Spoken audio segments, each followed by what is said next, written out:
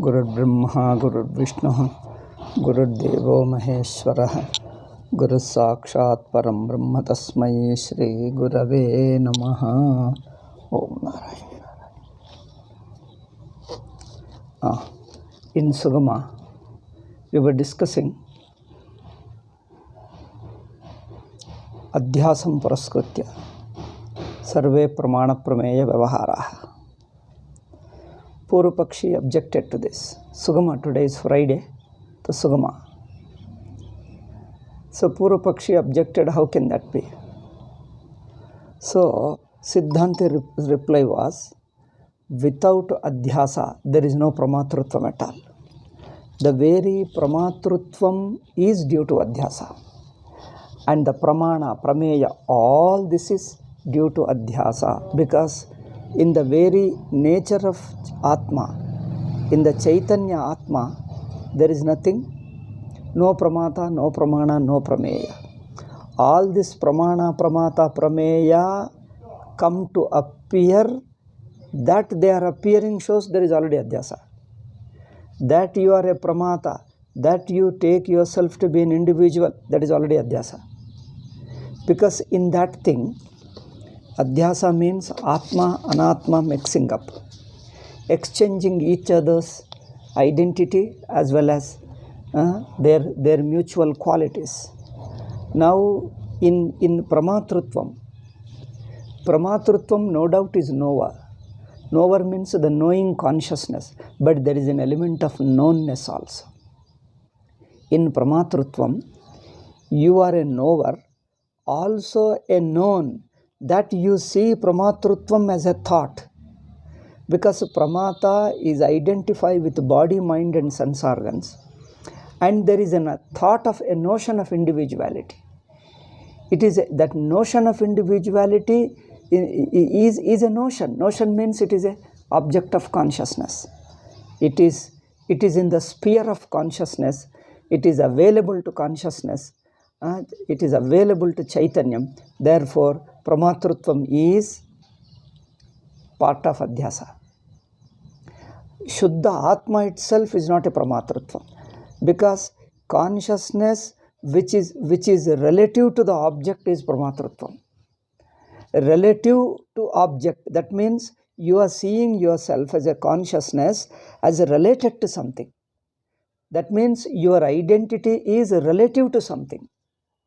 That relativeness in your identity is an imposition of the relationship with the other. The relationship with something else. The relationship with something else is a relativeness. That relativeness is an imposition upon the Atman. Atman itself is not relative. The very real nature of Atma is consciousness. Consciousness is not a relative, related to something. It is conscious by its very nature. It doesn't depend upon what it is conscious of. Chaitanya the Vishaya. It is not related to Chaitanya the Vishaya. So here you see, Dehendriyadishu aham mamabhimana rahitasya pramatrutva anupapattau pramana pravritya anupapatte. So without the identification with the body, mind and sense organs, Dehendriyadishu abhimana rahitasya. Without the identification with body, mind and sense organs, the Pramatrutvam is not in your experience. This Swamiji explains. Let us go directly to Swamiji's explanation. Vastu Sangraha Vakyamidam. This is a very brief statement. He himself is going to elaborate it, but yet even this brief statement Swamiji explains here. Tadetat vivrunoti.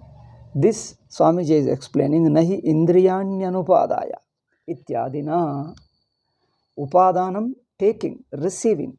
Without receiving, without taking sense organs into Atma, no Pramatrutvam is possible. No Pramatrutvam is ever found. We are not trying, here you see, we are not logically trying to explain. Though we are using the logic, we are only pointing out Anubhava. See, just for example, you see, without assuming, without identifying with the body, mind and sense organs, the Pramatrutvam would not be possible. We are not talking of a logical possibility that is yet to come. You are already Pramata. We are only talking about you, the very Pramatrutvam which is in our experience. We are talking the very Pramatrutvam which is in our experience. So, that means when I am Pramata, see, when I am not, both you see yourself and then you understand. You are Pramata only in waking and dream. When you are Pramata, what are you? What are all in you? And when you are not Pramata, what is not there? Both your Anubhava itself tells. So the very Anubhava we are analyzing, that's all. We are not trying to establish logically, because if you logically argue and analyze and establish, it would be a concept. We are not talking of a concept. We are directly pointing out the Anubhava in you. Without the identification with the body means what? Each step you see. Body identification with the body, mind and sense organs. When do you have? Is it there? Now don't imagine that without the body and identification, Pramatrutvam would not be there. Now we are only imagining. Without identification is one imagination.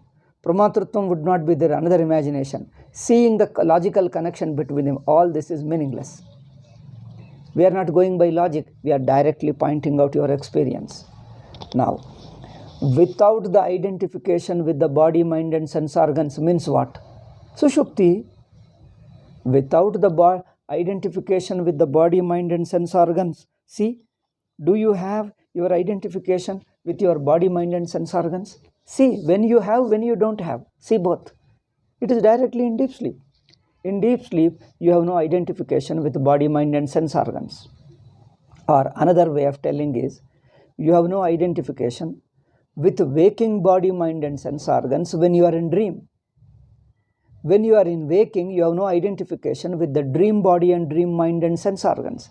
See, this way you have to see. Without the identification means what? Without being in either waking or dream. Without identification with body, mind and sense organs means, what does it mean? By Anubhava, not by logic.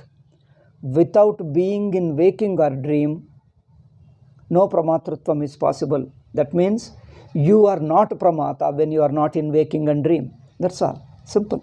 It is directly pointing out. When you are neither in waking nor in dream, you have no Pramatrutvam. You are neither in waking nor in dream. Neither you are a waking Pramata nor you are a dream Pramata. What are you? You are just consciousness. Then you are not a Pramata. In deep sleep, you are not a Pramata. You assume Pramatrutvam only when you identify with the body, mind and sense. When? In waking and dream. In the waking state as well as in dream state, you are Pramata. That is the state you identify with your body, mind and sense organ. It's obvious. In waking, you have a mind. Mind means you have thoughts and feelings. Body, you have an identity. I am so and so. And sense organ, because your eyes are seeing, your eyes are functioning, ears are functioning. That means when you are in waking, your sense organs are functioning. Functioning means you are aware through the sense organs. You are aware. You are aware of the things through your sense organs. Body gives you location, an idea of location, an idea of limitation. I am so and so. Particularly, you are circumscribed by something. You are something definite. I am so and so. This particularity of yourself, an individuality of yourself comes through body. If you forget your body, you tell me, where do you exist? You have no location. If you forget your body, you have no location. You don't know where you are. You only exist, that's all, without any location. An existence without location is Atma. When you get located, body has come in. Watch it. So he is talking not logic. Though he is using a language of logic, he is pointing out the Anubhava. This is important. Some people, seeing this logic, they go away, get carried by logic and keep on trying to establish logically. Only by logic alone, if you argue with logic, what you arrive at is only a conclusion, a concept. What you arrive at is only a concept, not anubhava. Now here look at anubhava.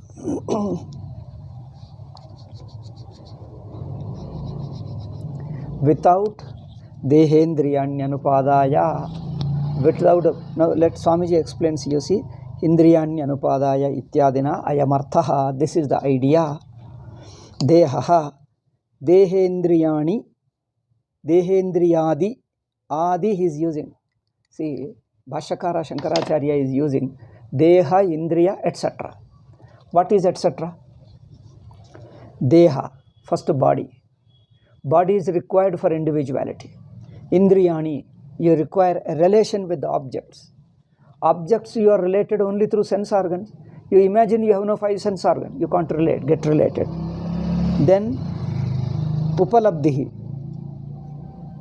Upalabdhi means thoughts. Vyaparaha, the functioning. Functioning means the relationship of the sense organs as well as the object. Sense organs are related to object. So this relationship. Then phalena abhisambandha. Vyapara is action. Phalena abhisambandha, because you are related to the result. Before you start acting, you think of a result. Without thinking of the result, no action can take place. You see, watch this thing. Without thinking of a result, no action begins. The very beginning takes place with a goal. You have a goal, then the action starts. Otherwise, action has no direction. Without a direction, action can't be. You will be stand still. You will be stopping. You will stop if you don't have a direction. If you have a direction, then the movement starts. So the karma phala sambandha, your action gets a goal. That means you get a goal, then the movement, the operation, the karma begins in order to reach that goal. Therefore, karma phalena abhisambandha, you have a goal. Goal need not be physical. It can be mental. It can be in terms of thought, feelings, ideas. It could be anything. Something you want to have, either physically, mentally, intellectually, or in any manner. That is a goal. Then if it is an intellectual goal, intellect wants to think. Intellectual goal is you want to understand an idea. Then your mind is working hard in order to understand it, in order to reach that concept. Okay, you want to understand. You are struggling hard, unable to understand. Again try, again try, again try. Refer the book, refer the dictionary, ask somebody. Again think. What could be the probable meaning of it? So all this mind's functioning, intellect's functioning, aiming at trying to understand something. Emotion also. Your mind needs an emotional support. You want to love somebody, or emotion needs a support, an object of emotion. You look for a person. So emotion needs a relation. A thinking needs a relation. A kriya needs a relation. Relation means a goal. Without a goal, no functioning starts. Therefore, before vyapara, there is a goal. Karma phala sakti. A thought of a goal. While working also you have a goal. Because without a goal, working won't continue. Working goes on, your activity goes on as long as you have a goal. If you forget the goal, you don't know where to go, what to do. All your work gets suspended. Therefore, before you start the work, there is a goal. The same goal remains throughout your work. As the end of the work, that goal, even after completing the work, you are waiting for the result to arrive. Okay, now that means with karma phala sakti alone, all the karmas take place. So he is telling pramatrutvam. You try to understand something. So the pramatrutvam, sukha dukkha samvedanancha ityadini, all these things. Then sukha dukkha experiences, all these sensations experiences. All without identifying with all these things, pramatrutvam is not found, is not logically explaining, is pointing out what is already in your anubhava. See, dehendriyadini teshu abhimanaha Dehendriyadishu abhimanaha. Abhimana means identifying that I am the body, I am the sense organs, and I am the mind. Two ways identification is of two levels. One is identifying directly the body, another is identifying the qualities of the body. Identifying the entity, the very body as an entity you take. When you identify with the body, you get a location. In deep sleep, you are not located. In waking state, on account of the body, you feel that you are here. The thought of here comes through the body. You watch. The idea of here, how does it come? What is helping you to get the idea of here and not there? You think that you are here, not elsewhere. Why? Because it is the body. It is the body giving you a location, an idea of location here. Now I am going, I am stopping, I am here.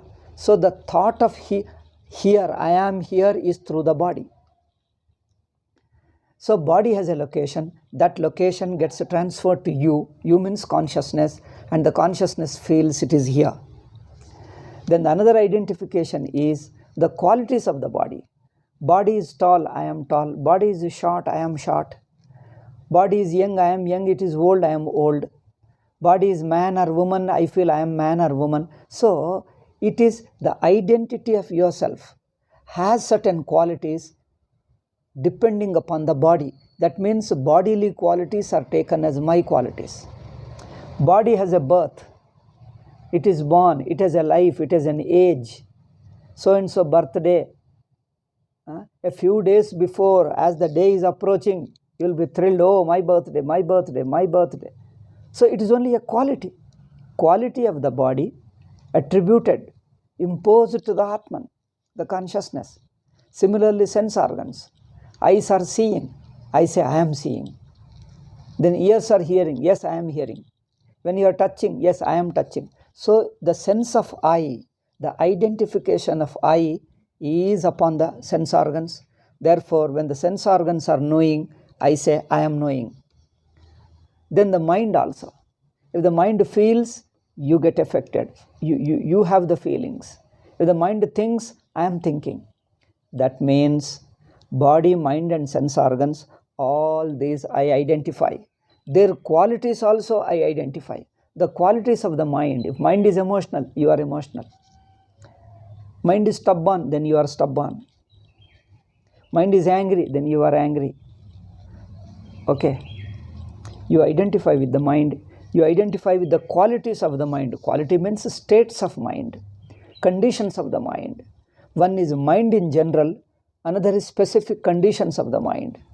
Similarly, intellect. Intellect is sharp, intelligent, or a dull, lethargic. Whatever is the state, you feel you are that. Here, teshvabhimanaha aham idam mamedam iti rupaha pratyayaha. Without this identification,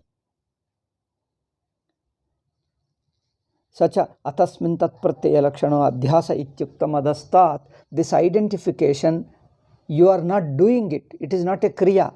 You find yourself in the state of identification. See, adhyasa we have told is anadi. Adhyasa is anadi. You find yourself in the state of anadi, in the state of adhyasa, in the state of adhyasa. Adhyasa you are not consciously making. Nobody does.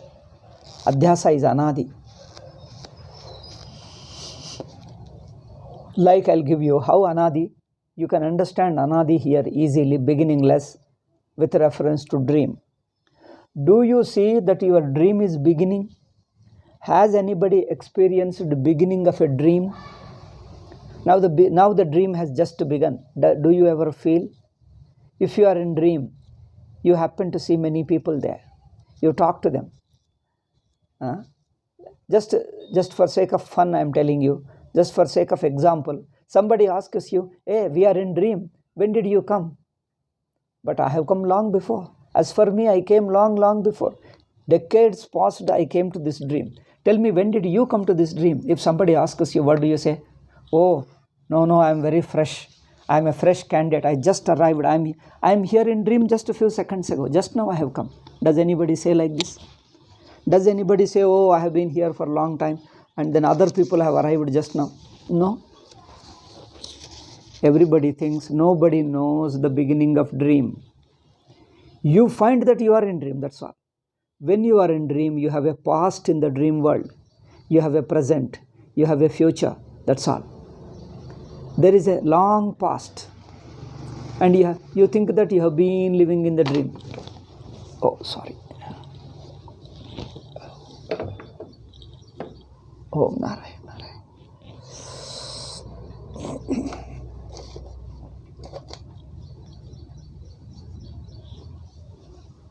Okay, so dream beginning nobody can see. Because how to see? Is it possible? Does the dream world start first and you enter into it? Or you become a dreamer and later the dream world comes? Tell me which one is first. You as a dreamer or the dream world? Which one is before and which one is later? Such a thing doesn't exist. It doesn't exist at all. When you are a dreamer, there is already a world. When there is a world, you are there as a dreamer, a part of it. So the being dreamer and the dream world, they are just together, simultaneous. That means no beginning. When you are in dream, you have a dream time scale of the dream world alone, time scale. You see there is an ancient past, very, very centuries before. The world has been existing, centuries, even 1,000 years, we don't know, beginningless time. So the beginning nobody can see. Okay, therefore, this is called beginningless. So here, adhyasa, you don't see the beginning, how you start identifying with the body. Because before you identifying with the body, you are not an individual. You are pure consciousness like in deep sleep. But in waking, you find already an individual. So how did you come to the waking? Nobody knows. Because who is to come? The waker. As a waking person, I am already in the waking state. As a waking person, I am already in the waking state. Without the waking person, I am not in the waking. Without the waking person, you are pure existence. You are pure Sakshi. Sakshi can never come. Sakshi is always there. No question of coming and going. So, the waking Pramatru can never see how I came and when did I come. How and when such a question doesn't arise, because you find yourself to be a Pramatru. That's all. Therefore, Anadi means you find yourself to be a Pramatru. Isn't it?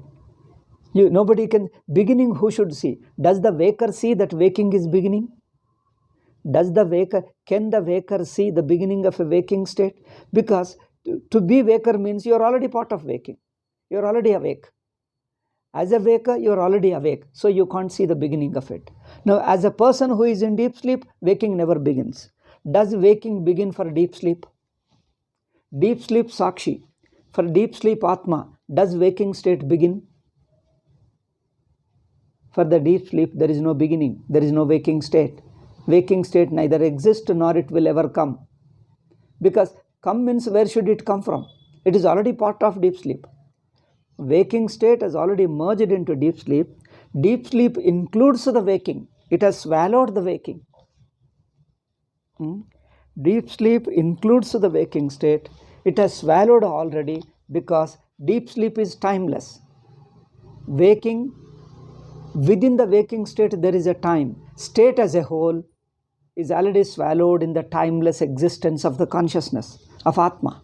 Therefore, the entire waking state is already included in the deep sleep. Now, the deep sleep, does it see the beginning of what? Waking, but waking is already in me. Waking is already part of me. It doesn't begin. Therefore, deep sleep cannot see the beginning of, because there is no waking state. To see the waking state, who should see? Deep sleep is a Sakshi. Sakshi doesn't begin the waking state. For Sakshi, there is no Pramata. There is no waking person.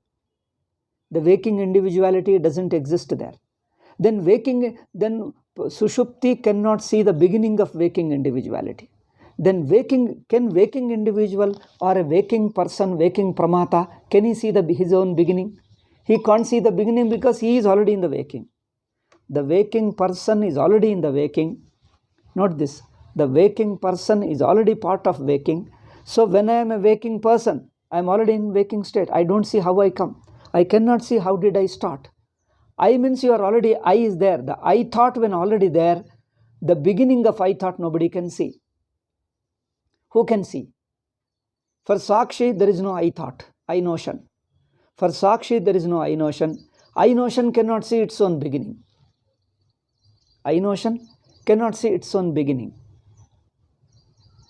When you have I notion, that I, the thought is there. All that you know is there is a thought. All that you know that I am here, that's all. How did I begin? You can't imagine. If you shift to the Sakshi side, there is no pramata, there is no thought at all. Therefore, without the identification, Bhashakara says, without the identification with the body, mind and sense organs, no pramatrutvam is possible. No pramatrutvam is ever experienced. Not possibility, but experience. Therefore, teshu aham mama abhimanaha, the identification of I am so and so. See, when you are in waking or dream, you have an identity. Identification means identity. In deep sleep, you have no identity. Identity means you have no thought, you have no I notion. You exist without an I notion. You exist without an identity. Deep sleep, you exist, but you have no identity. You tell me what you are in deep sleep. Are you okay? Are you there in deep sleep or not? Are you there in deep sleep? Of course, deep sleep is my experience. Okay. What are you during deep sleep? Tell me. What am I? Or how are you? Let me think. No, nothing comes. You exist is all you can say. All you can say about yourself during deep sleep is you are. Deep sleep is you are. You and deep sleep are not two. Just is deep sleep or you are. That's all. It is. Therefore, is no identity. Deep sleep has no identity. Identity means somebody, something. You have a thought of yourself, a notion of yourself. So a notion of yourself is in waking alone. A notion is there only when you have a notion of I, you already have a mind in it. Without mind, do you have a notion of I? Notion means a thought. Thought means mind. See, when you have a notion of I, mind is there. How did mind come? That I don't know. Mind is there only I can say. Mind is there, that's all. But in deep sleep, no notion I, no individuality. There is no pramatrutva. Therefore, he says, teshu aham mamabhimanaha ahamidam mamedam iti rupa pratyayah. A self-consciousness and world consciousness. Self-consciousness means self-conscious thought. Self-consciousness means self-conscious thought. Self-consciousness is a thought. In deep sleep, there is consciousness, but no self-consciousness. See, self-consciousness means a thought, a notion of yourself. In deep sleep, you have no notion of yourself. Whether you are there or not, how you are, where you are, what you are, no thought of yourself, no notion of yourself. That notion of myself as somebody, as something, here, now, in this manner, that is individuality. That is Jiva Bhava. In Sushupti, you exist without a thought of existence. You are consciousness without a self-consciousness.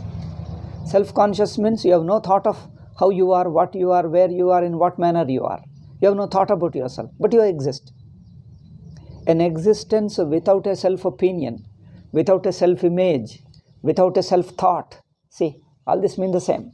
Self-image, self-thought, a self-opinion, a self-idea, you don't have. You just exist. That's all. So in the Atman, which is free from identity, an identity comes. Identity takes place only for an individuality. Identity means an individual. Individual means identity. For absolute, there is no identity. That's why Atma is Sakshi. Sakshi means without identity. Means you are awareful without being a knower. Knower, Jnata. Jnata is related to Gneyam. Jnatrutvam or Jnata is related to something. I know this. I know something. I know something. But in Sushupti, there is awareness without something. There is only just consciousness. Without what you are aware of, what you are, neither you have a self-consciousness nor your other consciousness. Consciousness of others. Self-consciousness means an assumption, an idea, a thought about yourself, a notion about yourself. Baby doesn't have self-notion. I am so and so, the thought doesn't arise. Only when the baby grows, a thought of I starts. Thought of I starts. Therefore, he says, the notion of I requires mind and the body and sense organs, because it is the mind alone that thinks, I am so and so, this and not the other. I am only this much and not the rest. So this identification presupposes mind and sense organs. Without body, mind and sense organs, no I notion is possible, like in deep sleep. Just like in deep sleep, you exist without an I notion, isn't it? Then you can't say you also. Even the word you implies a relation, a thought, a notion. You can't say you, nor you can say I. What is Sushupti? How do you refer Sushupti? Do you refer Sushupti as I, or you, or that? No thought applies there. I thought doesn't apply. The word the word I doesn't apply to your Sushupti, because the word I goes to certain extent and drops off, because it doesn't reach the Sushupti. It's like, it is, what is it? Pen. The word pen goes and applies to the pen. If we say it is book, no, the word doesn't apply. The word book, yeah, you heard the book and look at the thing. No, the book goes wrong. The idea of book goes wrong because the word, that book, doesn't apply to this. The word book doesn't apply. The word thought doesn't apply here, because the word fails.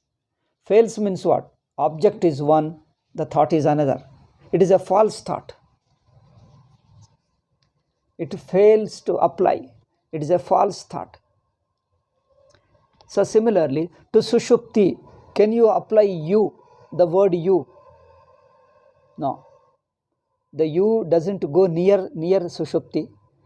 You word goes up to some extent in waking state and then drops off. The I notion, I, goes up to certain point and drops off. Drops off means fails. But Sushupti remains without being referability. Sushupti is beyond reference. Reference either as you, either as or I, or that, or this. No word can refer Sushupti. All the words fall short of reaching Sushupti. They apply in a given context. Because aham, I, the I word applies to me, who is in contrast with you, who is related to you. You, the word you applies to that person or that object which is in contrast with I, which is in contrast with me. So here there is a relationship. I is in contrast with you, you is in contrast with I, because they are interrelated. Similarly, the third person, that again is identity. So I is one identity, you is another identity, this or that is another identity.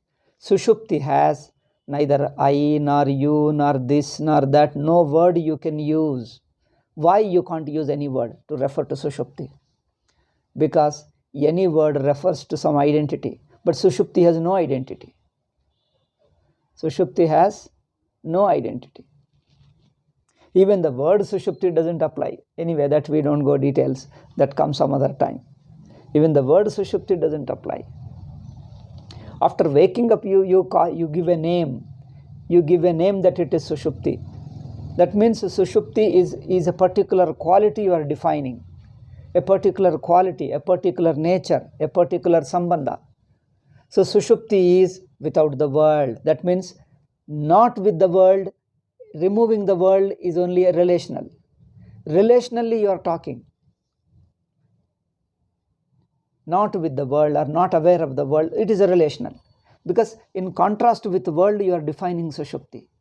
But don't take the relation of waking and dream. Just to see the sushupti as a sushupti. Tell me what it is. I can't tell because that is me. That is me without a second thing. Okay. Therefore, sushupti is identityless. Because there is no body, mind and sense organs to form an identity.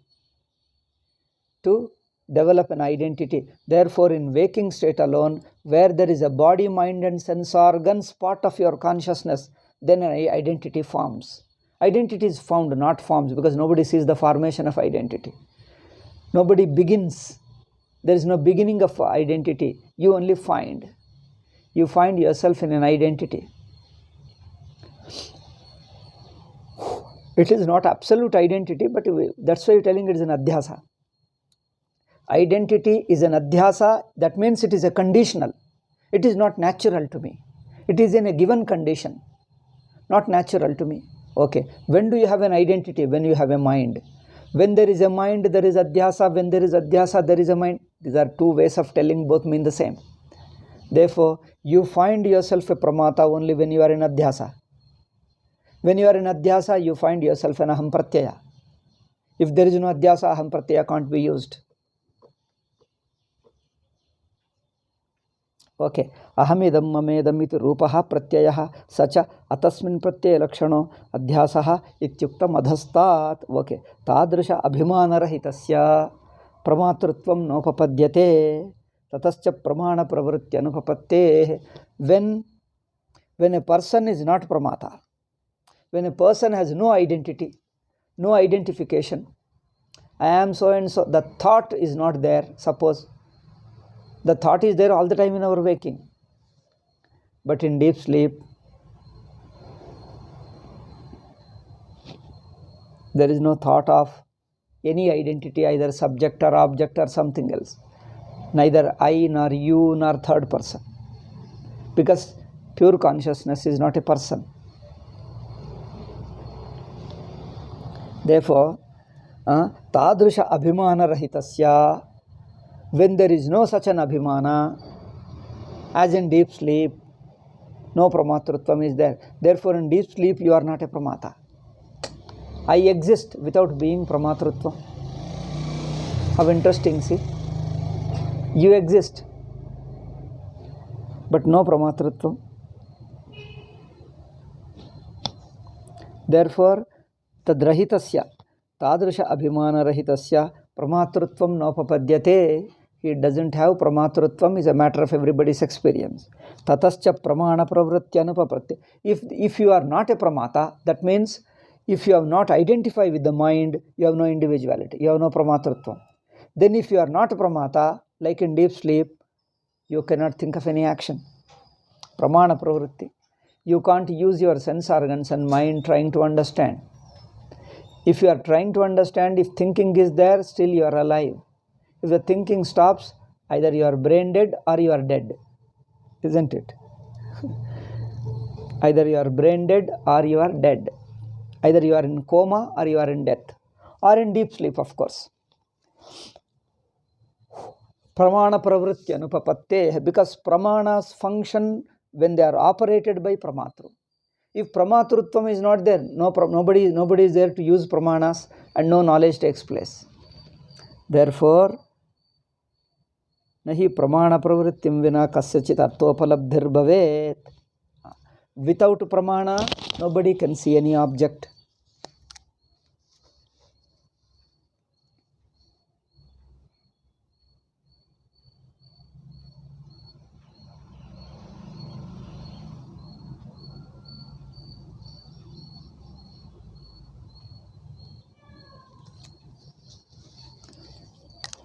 katham nahi pramana pravrittim vina, without being pramata, as in deep sleep you have no pramatratvam, but in waking pramatratvam is there. That's what is there. Then as a pramata you use pramana and try to know the object. So here pramana pravrittim vina kasya chidartopalabdhir bhavet yasyaha samanantarameva prepsa jihasa va tasmin narte. When there is a pramatrutvam, then there is a desire to know, desire to acquire, desire to enjoy, only to pramata. If pramatrutvam is not there, no thought. तानि पुनः प्रमाणानि स्वयंच प्रवर्तन्ते किन्तु स्वप्रवर्तकम् अन्यमपेक्षन्ते यः प्रमाता इत्युच्यते. Then the pramanas themselves cannot function. Sense organs cannot function without an individual who is directing them, using them. Without some conscious entity using the sense organs and the body of the body, they don't function. Eyes do not see on their own. It is the one who is behind the eyes. He sees. I am seeing through my eyes, you say. I am hearing through my ears. That means you exist independent of these pramanas. So that pramatrutvam punah pramanani swayam na pravartante kintu swapravartakam anyam apekshante. The pramanas cannot function on their own. They have to be used by somebody. They are not individual thinkers.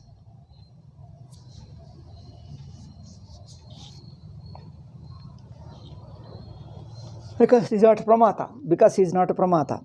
Tatra pramatrutvam tavat dehendriyadishu guptabhimana shunyasya nopapadyate. Therefore, a person who doesn't identify with the body, mind and sense organs, which means a person doesn't come to dream or waking.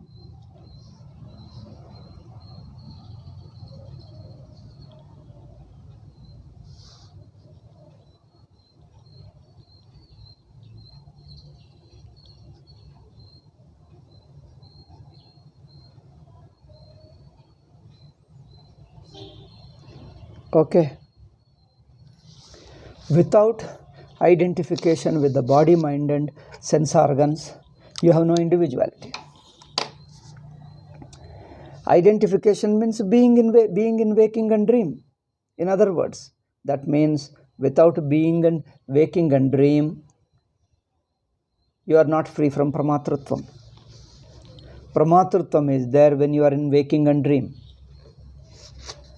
Okay. Therefore, and therefore he is pramata. In Sushupti there is no pramatrutvam because there is no mind and body. That means you have no individuality. You are not so and so like that. You are the infinite. Whole world is yourself. Whole Brahmanda is yourself. You have no identity. When you have an identity, only when you have a mind, when you have a location, when you have body, when you have sense organs, then only it's possible. Therefore, tatra pramatrutvam tavat dehendriyadishu uktabhimana shunyasya nopapadyate. Pramatrutvam is not found. Upapadyate, yadyapi he is using, Swamiji is using logic. Upapadyate means logic. But don't say upapadyate is not there, that's all. Because anubhava directly. Tatra pramatrutvam tavat dehendriyadishu uktabhimana shunyasya nopapadyate katham tadetat pradarshaitum arabate nahi. Next sentence. Nahi indriyanya anupadaya pratyakshadi vyavaharas sambhavati. This next sentence we shall deal with in the next class. Okay. Om Shanti Shanti Shanti.